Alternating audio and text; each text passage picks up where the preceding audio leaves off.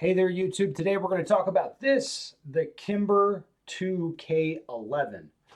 Just to bring you up to speed, I've been training with this gun, shooting this gun for a little while. Kimber sent it on over, and to me, I'm happy to shoot it and put some wear and tear on it and see how things are going.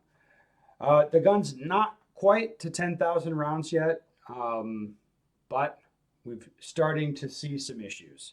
Okay, so for overall first impression of the gun, just to bring you up to speed, it's pretty positive. The gun, it's doing everything it needs to do. Like it's very acceptable as far as like the trigger, the accuracy, all of that stuff. A little bit of a complaint with the ergonomics. You can see here the hot spot on the safety was just crudely dremeled down. All right.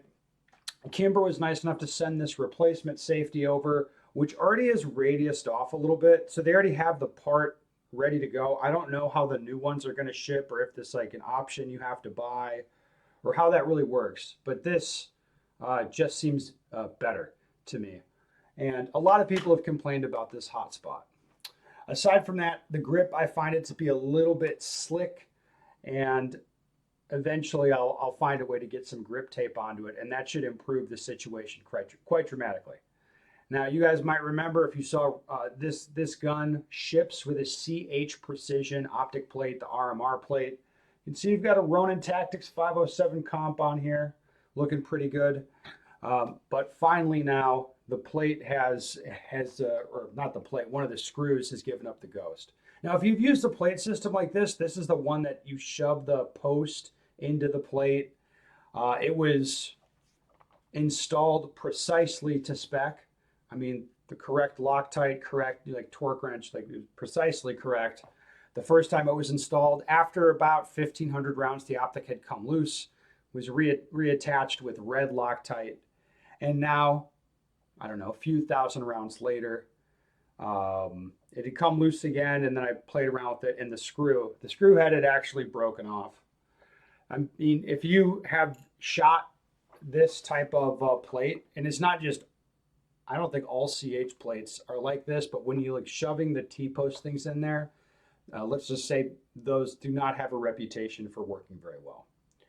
So at this point, it's kind of like, well, the gun itself, I like the way the slide reciprocates, the trigger, it's the gun's not jamming. It's not really doing anything wrong. It's just this ancillary stuff. Again, like the ergonomics on the safety, the grip, and this optic mounting solution. It's like the gun is undercooked in my opinion, especially for what it's trying to do. They're trying to make this like a off-the-shelf competition type gun, competition type offering, which fair enough. It's just the heart of the gun is fine. Some of the stuff around it, I think, is not fine. Just for comparison's sake.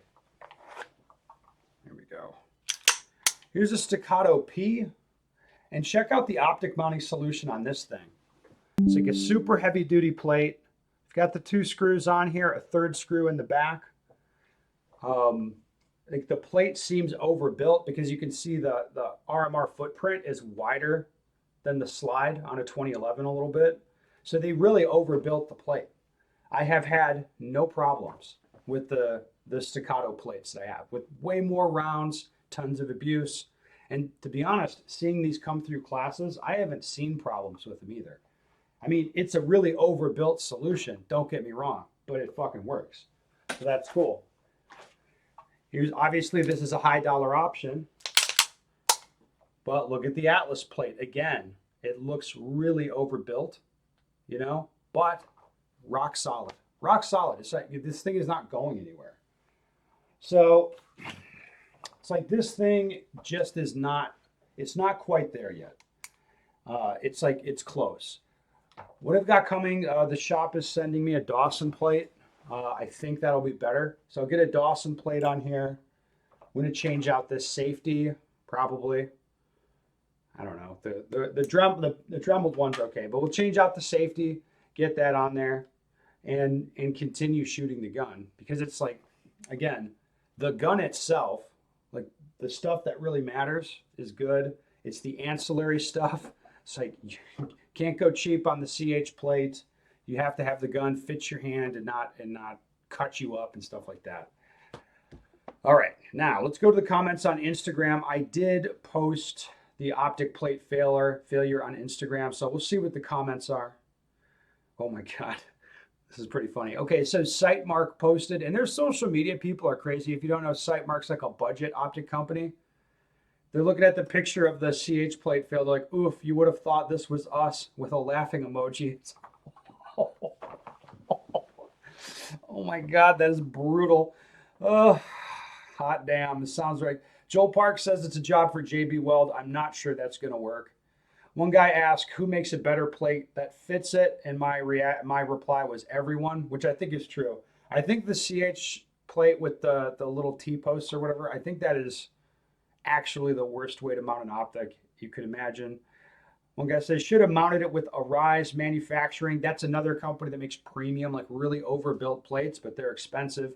That guy hit me up when I was driving home from the range. And he's just like, oh, maybe he'll make a plate for it. I don't know. Every time I see one of these, I'm glad I waited 4 months for JagerWorks to cut my slide for the 509T crossbar cut. Okay.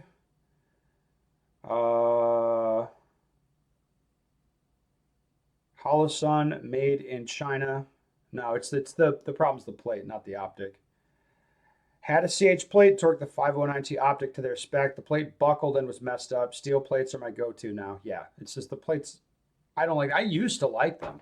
Like I used the CH stuff for years, like 5, 6 years, like beating the hell out of my Glocks and had no issues. And that's like something changed in there, and the new stuff doesn't seem as good.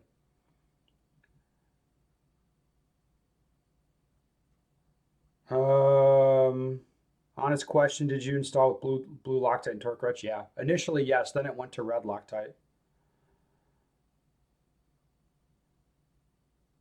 Ben Steger, the manual for the 2K11 says to change the recoil spring at 1,500 rounds. Fuck no, I'm not doing that. My question is: have you followed this replacement schedule?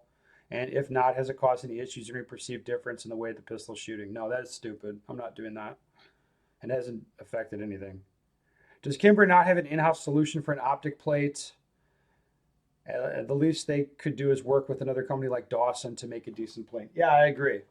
I really do agree. It's just like for what they're trying to do with this gun, you can't have this kind of like a bullshit solution. It has to be something that's going to hold up for the type of use that I'm going to put on it, quite honestly. And it's like this solution ain't it as far as I'm concerned. So there it is. 2K11 is a little undercooked, but I'm gonna get mine more like properly done, hopefully, in the coming couple months.